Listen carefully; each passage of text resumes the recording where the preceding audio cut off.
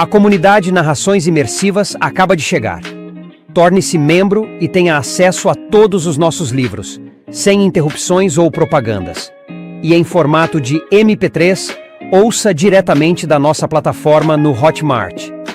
Por menos de uma Coca-Cola por mês, você assina nossa comunidade e apoia diretamente nosso trabalho. Não perca mais tempo e venha curtir mais uma forma de ouvir narrações imersivas. Link para assinar a comunidade na descrição ou no primeiro comentário fixado. Fique agora com mais um episódio imersivo.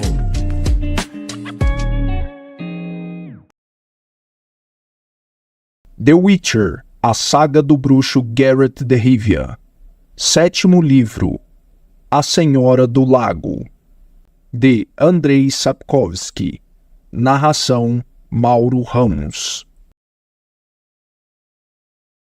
As dúvidas do bruxo a propósito do amuleto de Fringilla eram injustificadas e dissiparam-se num instante. Quando entrou numa grande caverna e se aproximava de uma pequena ponte de pedra sobre um negro abismo, o medalhão se agitou e tremeu no pescoço, já não como um pardal, mas como uma grande e forte ave, uma gralha, por exemplo. Geralt petrificou. Acalmou o amuleto.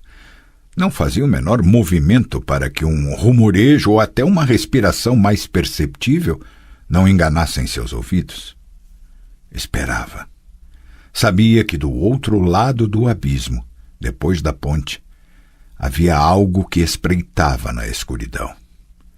Tampouco excluía a possibilidade de que algo se escondia atrás de suas costas e de que a ponte seria uma armadilha. Não tinha a menor intenção de deixar-se prender nela. Esperou. E finalmente aconteceu. "Bem-vindo, bruxo", ouviu. "Esperávamos por você aqui." A voz que ressoou na escuridão era estranha. Mas Geralt já ouvira vozes parecidas, já as conhecia. Eram vozes de criaturas não acostumadas a se comunicar pela fala. Embora soubessem usar o aparato dos pulmões, do diafragma, da traqueia e da laringe, não dominavam por completo o uso do aparato de articulação, embora os lábios, o céu da boca e a língua fossem formados de forma muito semelhante à dos humanos. As palavras pronunciadas por essas criaturas, além de serem acentuadas e entoadas de maneira estranha, estavam cheias de sons desagradáveis para o ouvido humano, desde duros e freios ladridos até vocábulos sibilantes e molusculosos. "Esperávamos aqui por você", a voz repetiu. "Sabíamos que viria, atraído pelas fofocas, que entraria aqui debaixo da terra para rastrear, perseguir, caçar e matar. Já não sairá daqui, não verá mais o sol que lhe amara tanto." "Apareça!" Algo se mexeu na escuridão depois da ponte, como se a penumbra ficasse mais densa em determinado local e tomasse uma forma humanoide. Parecia que o monstro nem por um instante permanecia na mesma posição, nem no mesmo local. Deslocava-se por meio de movimentos rápidos, nervosos, piscantes. O bruxo já vira criaturas assim. "É um Corred", afirmou com frieza. "Poderia ter esperado alguém como você aqui. É até estranho que eu não tenha topado com você antes." "Olhe só!" A voz do agitado monstro ressoou com sarcasmo. "Reconheceu apesar da escuridão. Esse aí você reconhece? E este? E aquele?" Mais 3 criaturas emergiram da escuridão silenciosamente, como fantasmas. Uma delas, que espreitava atrás das costas do Corred, Pela forma e aparência geral, parecia um humanoide, embora fosse menos alta, mais corcunda e mais simiesca. Geralt sabia que era um Quilmulis. 2 outros monstros, de acordo com o que suspeitava, escondiam-se antes da ponte, prontos para cortar seu caminho quando se retirasse e entrasse nela. O primeiro à esquerda chiou com as unhas como se fosse uma enorme aranha e ficou parado, remexendo os numerosos apêndices. Era o Priskirnik. Dava a impressão de que o último monstro, que se assemelhava, grosso modo, a um candelabro, apareceu diretamente da parede rachada de ardósia. Geralt não conseguia adivinhar que criatura era. Esse monstro não figurava em nenhum dos livros bruxescos. "Não quero briga", disse, considerando o fato de que os monstros começaram a falar em vez de pular em sua nuca na escuridão. "Não quero brigar com vocês, mas se for preciso, me defenderei." "Calculamos isso", o Corred afirmou sibilando. "Por isso somos 4. Por isso o atraímos aqui. Você envenenou nossa vida, bruxo cafajeste. São os buracos mais belos nesta parte do mundo. Um maravilhoso lugar para passar o inverno. E saiba que passamos o inverno aqui praticamente desde os primórdios dos tempos. E agora você veio aqui para caçar, canalha. Perseguir-nos, rastrear-nos, matar por dinheiro. Vamos acabar com isso. E com você também." "Veja só, Corred, "Seja mais gentil", a criatura rosnou. "Odeio grosseria." Então, como devo-me..." "Senhor Schweitzer." "Então, Senhor Schweitzer." Geralt retomou o discurso com uma aparente obediência e humildade. "O assunto é o seguinte. Não nego que entrei aqui como bruxo e com uma tarefa de bruxo. Proponho deixar o assunto quieto. No entanto, aconteceu neste calabouço algo que mudou a situação por completo. Soube de algo extremamente importante para mim. Algo que pode mudar minha vida totalmente." "E qual seria o resultado disso?" "Preciso." Geralt era um exemplo de tranquilidade e paciência. Sair imediatamente para a superfície, imediatamente, sem a mínima demora, seguir um longo caminho. Duvido de que ainda volte para estes lados. "É dessa maneira que você quer comprar sua vida, bruxo?" O Sr. Schweitzer sibilou. "Nada disso. Suas súplicas são inúteis. Apanhamo-lo numa armadilha e não vamos soltá-lo. Matemo-lo, pensando não apenas em nós mesmos, mas também em nossos irmãos. Pela, digamos, liberdade nossa e deles." "Não só não voltarei para cá", Geralt retomou com paciência, "como também desistirei do ofício de bruxo. Nunca matarei nenhum de vocês." "Está mentindo! Está mentindo porque está com medo." "Mas..." Dessa vez Geralt tampouco deixou que o interrompessem. "Preciso, como já havia dito, sair daqui imediatamente. Então vocês podem escolher uma das 2 alternativas. A primeira, acreditarão em minha sinceridade e eu sairei daqui. A segunda, sairei daqui só depois de matá-los." "E a terceira?" O Corred tossiu. "Você próprio será morto." O bruxo sacou com um sibilo a espada da bainha que carregava nas costas. Não serei o único, disse friamente. Com certeza não serei o único, Sr. Schweitzer. O Corred ficou em silêncio por algum tempo. O Kilmulis, que estava atrás de suas costas, balançava e tossia.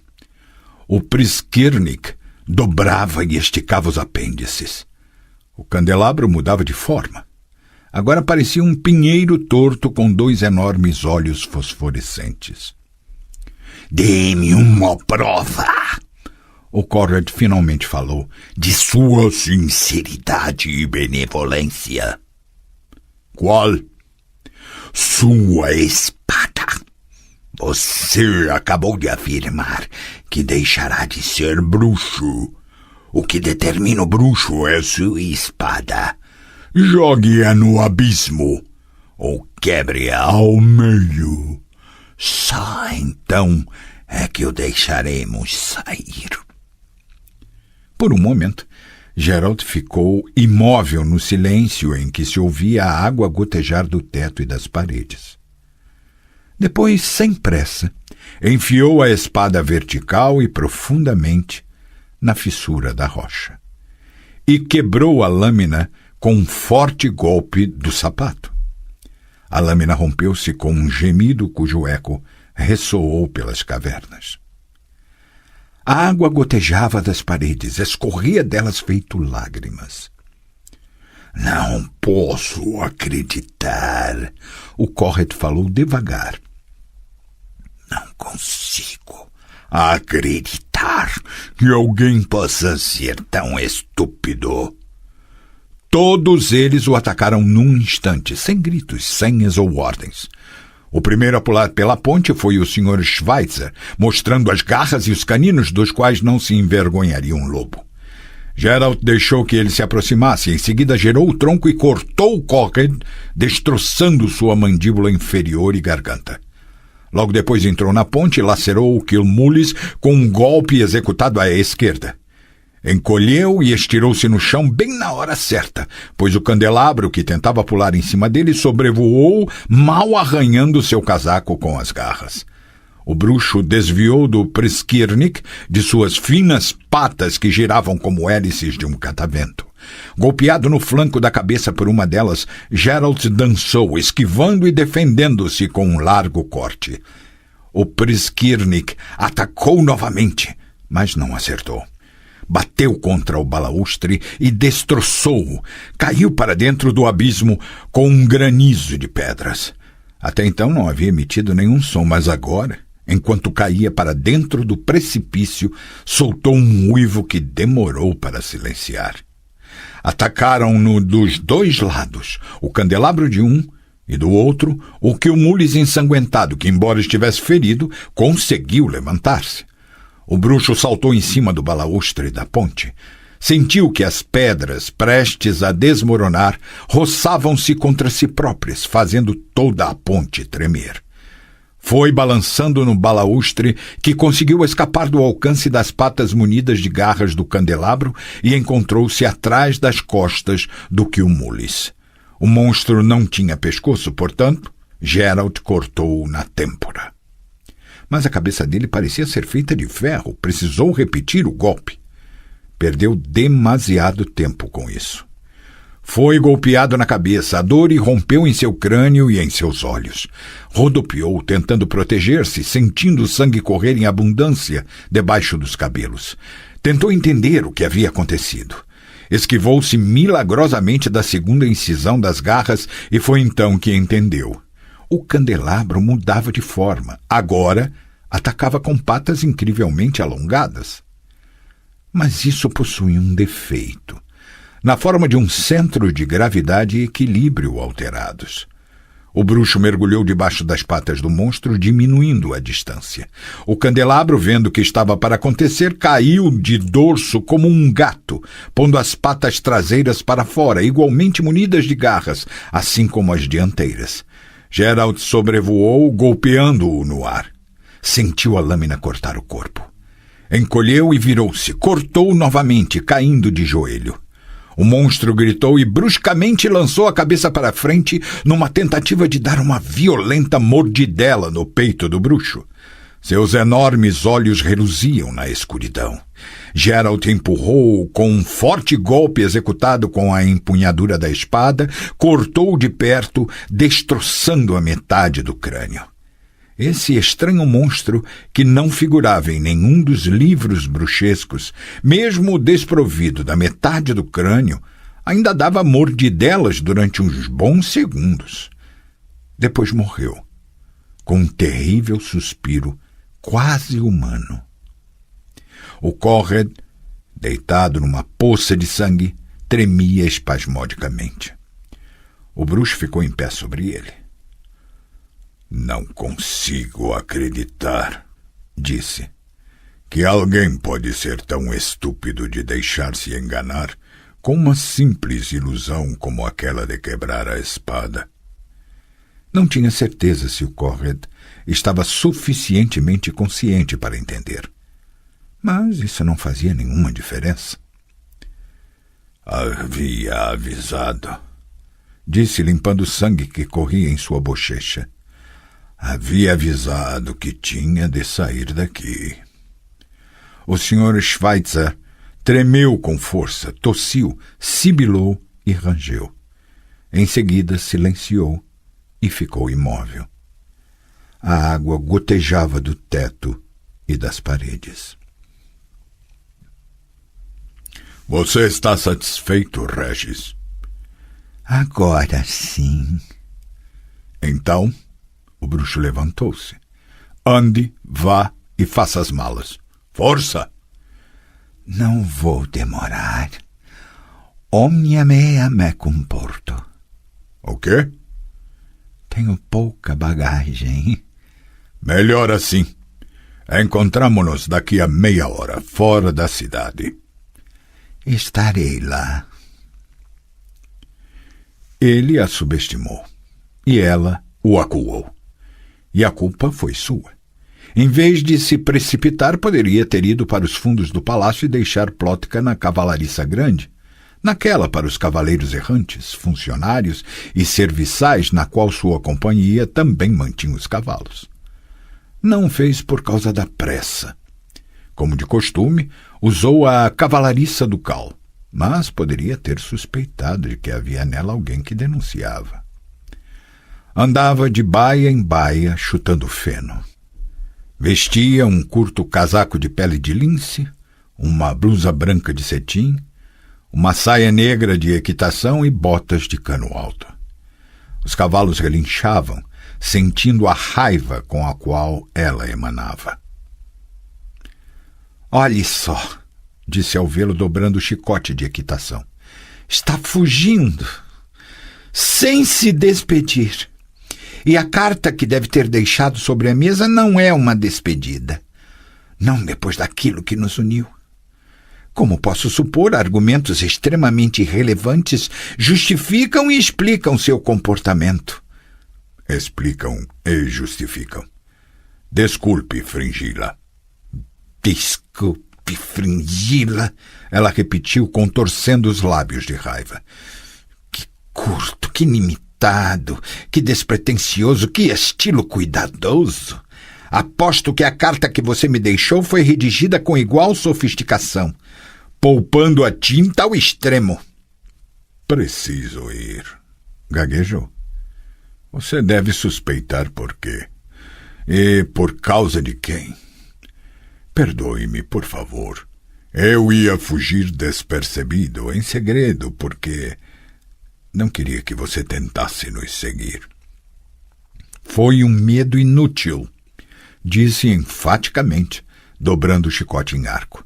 Não iria com você nem que me tivesse implorado, prostrado aos meus pés. Não, bruxo. Vá sozinho, morra sozinho, congele sozinho nos passos das montanhas. Eu não tenho nenhum tipo de obrigações com Ciri. E com você? Tem ideia de quantos haviam implorado por aquilo que você tinha? E o que agora você larga, abandona, com desdém? Nunca esquecerei. Oh, sibilou. Você nem sabe o quanto eu queria que isso virasse realidade. Se não pela magia, então com a ajuda deste chicote. Não faça isso. Você tem razão. Não o farei. Não saberia fazê-lo. Eu me comportarei como uma amante desprezada e abandonada, de forma clássica. Eu o deixarei com a cabeça erguida, com dignidade e orgulho, engolindo as lágrimas. Depois as derramarei no travesseiro e depois me entregarei a outro. No fim, quase gritava. Ele não dizia nada. Ela também se calou. Gerald, finalmente falou, já num tom completamente diferente. Fique comigo. Eu acho que o amo, disse, vendo que estava demorando para dar a resposta. Fique comigo, por favor. Nunca pedi nada a ninguém, nem acho que peça. Mas peço a você. Fringila, respondeu após um momento. Você é a mulher dos sonhos de qualquer homem. E é minha. Apenas minha, desculpe. Mas não sou sonhador. Você é, disse após um momento, mordendo os lábios, como um anzol de pescador que, quando se encrava uma vez, só pode ser retirado com sangue e carne. Mas eu própria tenho culpa. Sabia o que fazia brincando com um brinquedo perigoso. Felizmente, sei também como lidar com as consequências. Nesse quesito eu tenho supremacia sobre as outras mulheres. Não comentou. Além disso, acrescentou, um coração partido, embora doa muito, muito mais que um braço quebrado, recupera-se muito, muito mais rápido. Tampouco comentou. Fringila olhou para o hematoma em sua bochecha. E o meu amuleto? Deu certo? Funciona bem? É simplesmente maravilhoso. Obrigado. Acenou com a cabeça.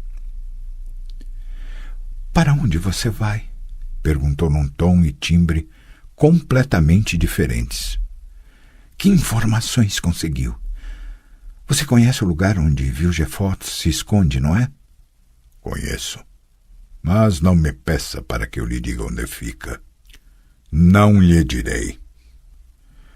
Comprarei essa informação. Trata-se de uma troca. Ah, é? Tenho uma notícia, repetiu, valiosa. E para você é simplesmente inestimável. Eu a providenciarei em troca de uma consciência tranquila, terminou encarando-a, da confiança que depositei em você. Há um instante falávamos de amor, e agora estamos começando a falar de negócios. Ficou calada por um longo momento. Depois, bateu o chicote brusca e violentamente contra o cano da bota. Yennefer, recitou com rapidez, com cujo nome você se dirigiu a mim algumas vezes à noite em momentos de êxtase e nunca o traíra. Tampouco traíra Ciri. Nunca fora cúmplice de Villefort. Para resgatar Ciri, enfrentou destemidamente um terrível risco. Sofreu uma derrota, caiu nas mãos de Villefort. De certo foi forçada, por meio de torturas, às tentativas de escaneamento que ocorreram no outono do ano passado. Não se sabe se está viva. É só o que eu sei. Juro. Obrigado, Fringila. Vá embora. Confio em você, disse sem afastar-se. E nunca esquecerei o que houve entre nós dois. Confio em você, Fringila. Não ficarei de seu lado, mas acho que aquilo que nos uniu foi realmente o amor. Eu a amei, do meu jeito. Peço que você guarde, como se fosse o maior segredo, o que ouvirá num instante. O esconderijo de Villefort fica Espere, interrompeu. Você me revelará isso depois, me contará tudo depois. Agora, antes de partir, despeça-se de mim, do jeito que você deveria se despedir. Sem cartas, sem balbuciar desculpas. Despeça-se de mim do jeito que eu quero. Tirou o casaco de pele de lince, arremessou-o na direção da pilha de feno. Com um brusco movimento rasgou a blusa, não havia nada por baixo dela. Caiu sobre o casaco, puxando Geralt junto sobre si própria. Geralt segurou-a pela nuca, levantou a saia e, repentinamente, se deu conta de que não haveria tempo para tirar as luvas. Felizmente, Fringilla não usava luvas, nem calcinhas. Para uma sorte ainda maior, não usava esporas, pois dali a um instante os saltos de suas botas de equitação voariam exatamente por todo lado.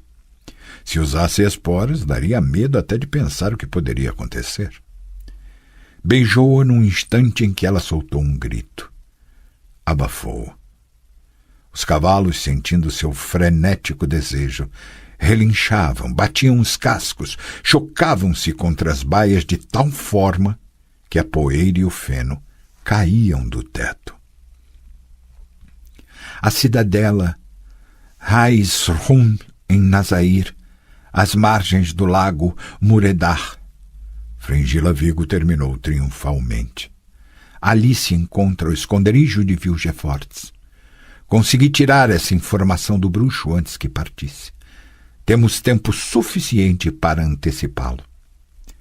9 mulheres reunidas na sala das colunas do Castelo Montecalvo acenaram com a cabeça e regalaram Fringilla com olhares cheios de admiração.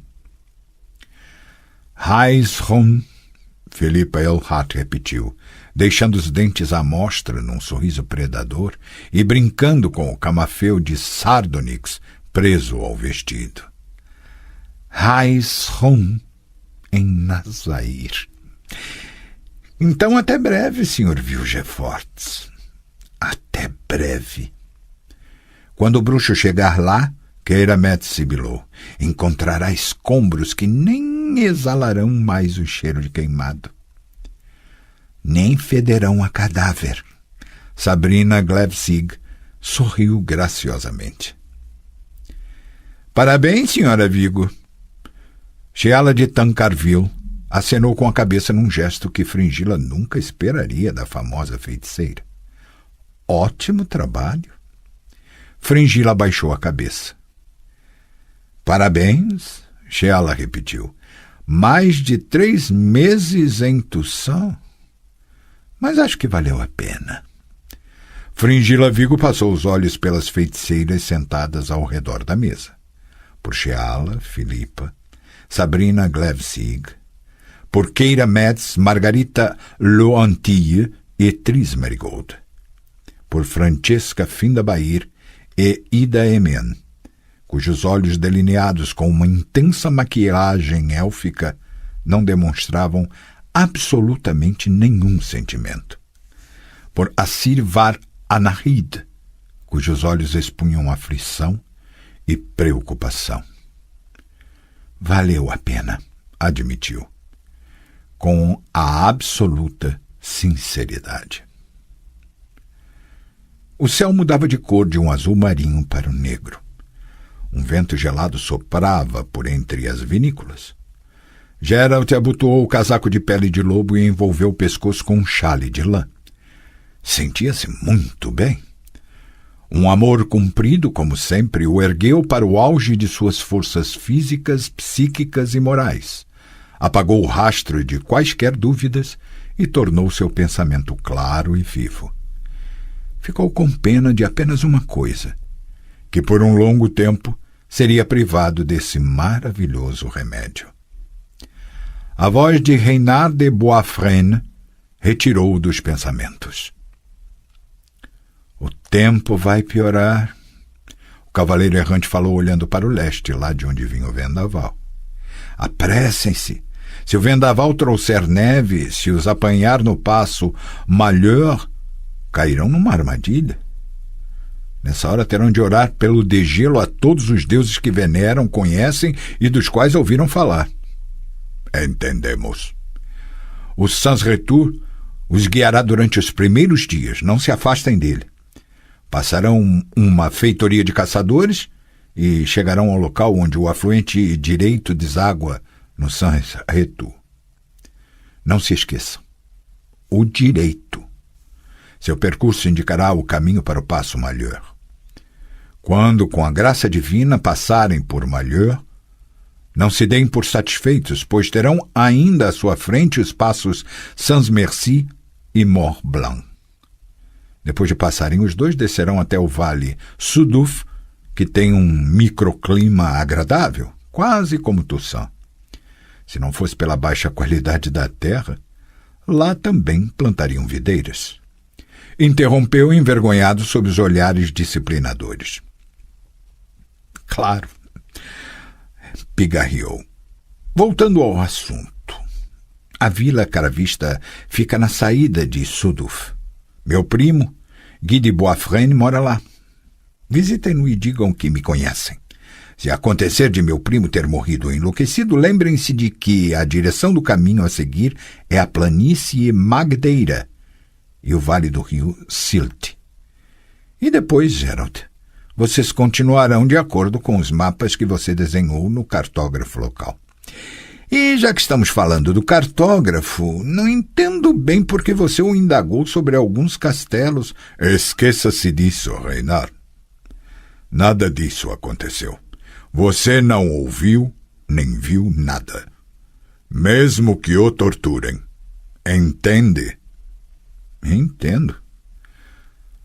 Um cavaleiro, Carrir avisou, contendo seu garanhão que começou a cabriolar.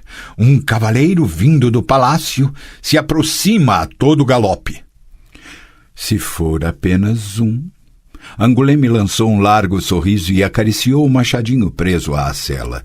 Então não haverá grandes problemas. Descobriram que Jasquier era o cavaleiro, galopando a toda velocidade. Pela surpresa, o cavalo era Pégaso, o capão do poeta que não gostava de saltar, nem era acostumado a fazê-lo. Por fim, o trovador falou tão ofegante que parecia que ele tinha carregado o capão e não ao contrário. Finalmente consegui. Fiquei com medo de não alcançá-los. Não me diga que você vai conosco. Não, Gerald. Jasquier abaixou a cabeça. Não vou. Fico aqui em Toussaint com Fuinha. Isto é, com Henrietta. Mas não podia deixar de me despedir de vocês e de desejar uma boa viagem. Agradeça à duquesa por tudo. E justifique-nos por precisar sair tão bruscamente e sem despedida. Explique-o de alguma forma. Vocês fizeram um juramento de cavaleiro, mas nada. Todos em Toussaint, inclusive Fuinha, entenderão isso. E isto aqui é para vocês. Que esta seja a minha contribuição. Jasquier. Gerald aceitou o pesado saquitel do poeta. Não estamos passando perrengues. Não precisava. Que esta seja a minha contribuição, o trovador repetiu. O dinheiro sempre será útil. E, além disso, o dinheiro não é meu. Tirei esses ducados do cofre privado de Fuinha. Por que vocês estão olhando assim? As mulheres não precisam de dinheiro. Para que precisariam? Não bebem, não jogam dados, e elas próprias, diabos, são mulheres. Passem bem. Vão embora, senão eu vou chorar. E depois de tudo, visitem Toussaint na volta para me contar o que aconteceu. E quero dar um abraço em Ciri. Gerald, você promete? Prometo. Então, passem bem. Espere. Gerald virou o cavalo, aproximou-se de Pégaso e tirou às escondidas uma carta debaixo da camisa. Faça de tudo para que esta carta chegue a Fringilla Vigo? Não. A Dijkstra. Está louco, Gerald? Como você quer que eu faça isso? Procure alguma maneira. Eu sei que você consegue. E agora passe bem. Dê um abraço, seu velho maluco. Dê um abraço, companheiro. Eu o aguardarei. Ficaram olhando atrás dele. Viram-no trotear em direção a Beauclerc. O céu escurecia. Reynard! O bruxo virou-se na cela. Venha conosco. Não, Geralt. Reynard de Boisfriend respondeu após um instante. Eu sou errante, mas não sou louco. Uma extraordinária excitação enchia a grande sala das colunas do Castelo Montecalvo. O sutil chiaroscuro dos candelabros que lá dominava habitualmente foi hoje substituído pela claridade leitosa de uma enorme tela mágica. A imagem reproduzida na tela tremia, piscava, desaparecia, aumentando a excitação e tensão. E a ansiedade. Philippa Eilhart falou, sorrindo perigosamente. Que pena que não posso estar lá. Um pouco de ação me faria bem, e um pouco de adrenalina também. Chiala de Tancarville olhou para ela pungentemente, mas não disse nada. Francesca Findabair e Ida Emean tentavam estabilizar a imagem por meio de magia. Aumentavam-na de tal maneira que ocupava toda a parede. Viam nitidamente os negros picos das montanhas sobre o fundo de um céu azul marinho, as estrelas refletidas na superfície do lago, o escuro e angular contorno do castelo. Ainda não tenho certeza, Chiala falou, se não foi um erro ter delegado a liderança da força-tarefa a Sabrina e a jovem Metz. Keira teve suas costelas quebradas em Thanet, pode querer se vingar. E Sabrina, bem, ela gosta demasiadamente de ação e adrenalina. Não é, Philippa? Já conversamos sobre isso. Philippa cortou, e o tom de sua voz era tão ácido como marinada de ameixas. Já acertamos aquilo que era para ser acertado. Ninguém será morto sem necessidade. O grupo de Sabrina e Keira entrará em Raisron silenciosamente como ratos, na ponta dos pés. Prenderão Vilgefortz vivo, sem um arranhão ou hematoma. Já o acertamos. Contudo, eu ainda acho que deveríamos dar uma lição de moral, para que os poucos que sobrevivam esta noite lá no castelo, até o fim da vida acordem aos gritos quando sonharem com ela. A vingança, a feiticeira de Kovir falou secamente, é o prazer das mentes medíocres, fracas e mesquinhas. Talvez sim, Philippa concordou com um sorriso aparentemente indiferente. Mas, mesmo assim, não deixa de propiciar prazer. Deixemos esse assunto. Margarita Loantia ergueu a taça de vinho espumante. Proponho brindar à saúde da senhora Fringilla Vigo. Graças ao seu esforço, o esconderijo de Vilgefortz foi revelado. Realmente, senhora Fringilla, foi um trabalho bem feito, excepcionalmente bem feito. Fringilla curvou-se respondendo às saudações. Nos negros olhos de Philippa notou certo deboche, e no olhar celeste de Tris Merigold havia antipatia. Não conseguia decifrar os sorrisos de Francesca e Chiala. Estão começando, a Sirvar Anahid falou apontando para a visão mágica. Acomodaram-se nas poltronas. Para enxergar melhor, Philippa apagou as luzes com um encanto. Viram como negras e velozes formas desprenderam-se das rochas silenciosas e ágeis como morcegos. Viram-nas cair num voo rasante sobre as ameias e matacães do castelo Raisron. Faz séculos, Philippa murmurou, desde a última vez que tive uma vassoura entre as pernas. Daqui a pouco me esquecerei de como se voa. Chiala, com os olhos fixados na visão, silenciou-a com um sibilo impaciente. Um fogo brilhou rapidamente nas janelas do negro complexo do castelo. Uma vez, duas, três. Sabiam o que era. As portas barradas e os ferrolhos, atingidos pelos raios globulares, se desfaziam em farpas. Estão dentro. A Sirvar Anahid falou em voz baixa, a única que não observava a visão na parede, mas fitava a bola de cristal alocada em cima da mesa. A força-tarefa está dentro.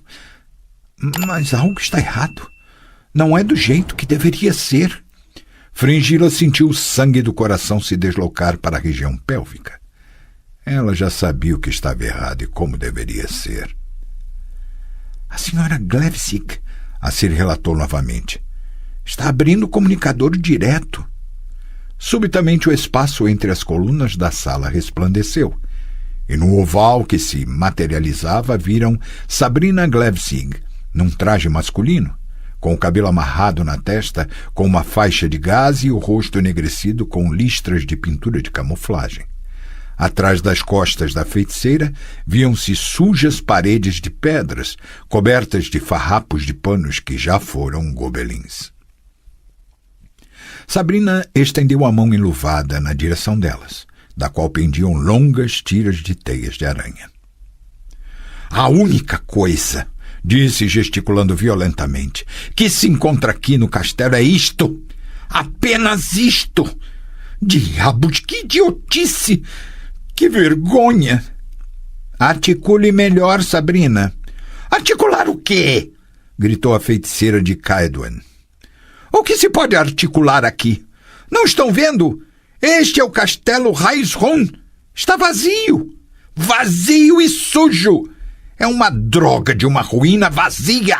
Não há nada aqui, nada. Keira Metz apareceu atrás do ombro de Sabrina. Com a pintura de camuflagem, parecia o diabo vindo direto do inferno. Neste castelo, confirmou calmamente, não há nem houve ninguém. Faz uns bons 50 anos. Há uns 50 anos que não passa por aqui uma viva alma, sem contar as aranhas, ratazanas e morcegos. Executamos uma operação de desembarque no lugar completamente errado. Verificaram se não se trata de uma ilusão? Você acha que somos crianças, Filipa? Escutem as duas. Filipa Eilhart alisou nervosamente o cabelo com os dedos. Falem às mercenárias e às noviças que se tratava de exercícios. Paguem-lhes e voltem. Voltem imediatamente. E finjam que não está acontecendo nada, ouviram? Finjam bem. O oval do comunicador apagou. Ficou apenas uma imagem na tela de parede. O castelo Raishon, sobre o fundo de um negro céu brilhando com estrelas. E o lago no qual as estrelas se refletiam. Fringila Vigo olhava para o tampo da mesa. Sentia o sangue pulsar em suas bochechas, prestes a explodir. De verdade, finalmente falou, não conseguindo aguentar o silêncio que encheu a sala das colunas do Castelo Montecalvo. Eu realmente não entendo. E eu entendo, sim, Tris Merigold falou. Esse castelo, disse Filipa, imersa nos pensamentos, sem prestar a mínima atenção às companheiras. Esse castelo, Raishon, terá de ser destruído, derrubado completamente. E quando surgirem lendas e contos sobre esse assunto, será preciso censurá-los detalhadamente. As senhoras entendem o que quero dizer com isso? Entendemos muito bem. Francisca Findabair, calada até agora, acenou com a cabeça. Ida Emen, também calada, bufou de maneira bastante ambígua. Fringila Vigo ainda parecia estar chocada.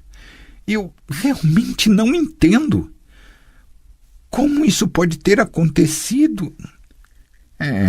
Sheala de Tancarville falou após um silêncio muito longo. Não é nada, senhorita Vigo. Ninguém é perfeito. Filipa bufou silenciosamente. A Sirvar Anahid suspirou e ergueu os olhos para o teto. No fim das contas, Sheala acrescentou inflando os lábios, Todas nós já passamos por isso alguma vez na vida. Cada uma de nós, sentadas aqui, já foi enganada, usada e ridicularizada por um homem.